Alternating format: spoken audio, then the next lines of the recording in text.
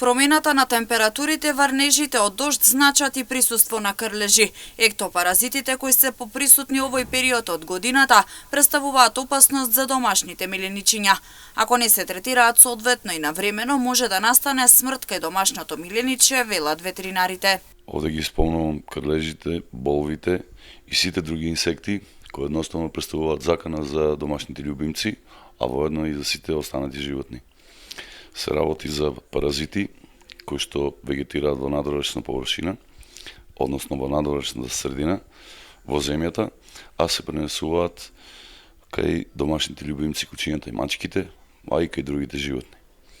Опасноста од ваквото пренесување на овие ектопаразити е голема, бидејќи знаат да направат таков проблем, да го интоксицираат организмот и животното заврши летално, односно да умре.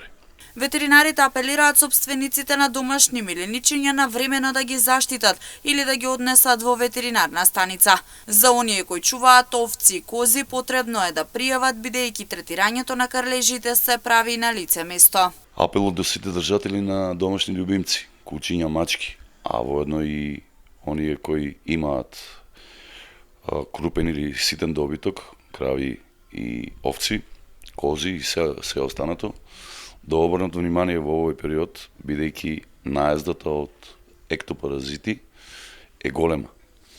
Нивната обврска е да се јават до ветеринарна станица, да добијат совет или да додадат овде на лице место како би можеле истите да ги третираме, да ги заштитиме.